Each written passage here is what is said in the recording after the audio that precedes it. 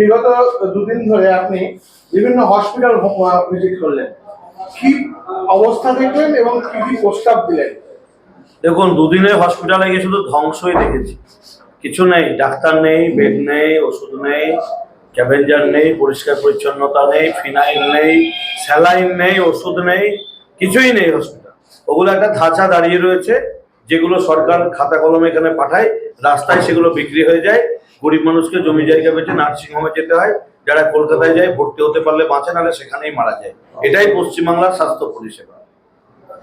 এই স্বাস্থ্য পরিষেবা থেকে বাংলাকে বের করে আনতে হবে। আমি আমার বিধানসভার সাব ডিভিশন হসপিটাল লালবাগ এবং আমাদের জিয়াগঞ্জে যে গ্রামীণ হসপিটাল আছে, এই দুটো হসপিটালকে উন্নত করে মানুষকে যেন স্বাস্থ্য পরিষেবা দেওয়া যায়, মানুষের যে চাহিদা স্বাস্থ্যের বিষয়, সেই চাহিদা যেন পূরণ করা যায়। তার জন্যই কালকে বিএমএইচ এর সঙ্গে বসেছিলাম, অন্যান্য ডাক্তারদের সঙ্গে বসেছিলাম। বাকি রোগী কল্যাণ সমিতির যারা ছিলেন এতদিন, তারা কোনোদিন রোগীর কল্যাণের কথাও ভাবেনি, তারা নিজেদের কল্যাণের কথা ভেবেছে। সেই কারণে হসপিটালের অবস্থা আজকে এই। এছাড়াও আমি লন্ডন মিশন হসপিটাল, আমি ইলেকশনের পূর্বেও বলেছি যে আমার পার্টি পাওয়ারে আসলে 1 বছরের মধ্যে লন্ডন মিশন হসপিটালকে পুনরায় আমরা চালু করব।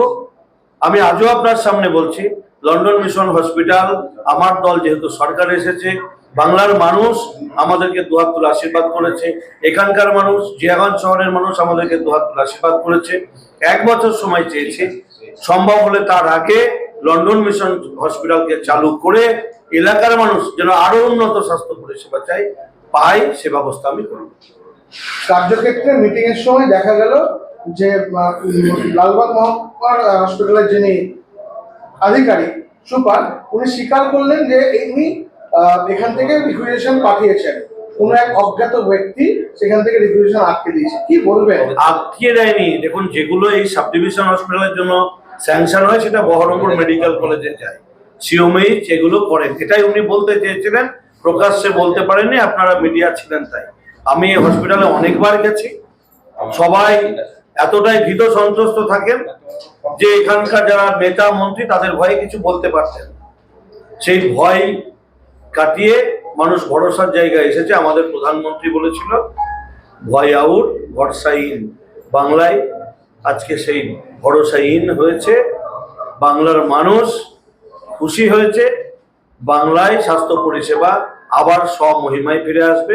মানুষকে আগামী দিনে আর ব্যাঙ্গালোর, চেন্নাই যেতে হবে। মহকুমা হাসপাতাল কি কি পেতে চলেছে? অনেক কিছু পেতে পারে। 15 বছরে শূন্য ছিল, আপনি শূন্য থেকে গণনা শুরু করবেন যেদিন থেকে আমাদের বাজেট কার্যকর হবে সেদিন থেকে। ধন্যবাদ।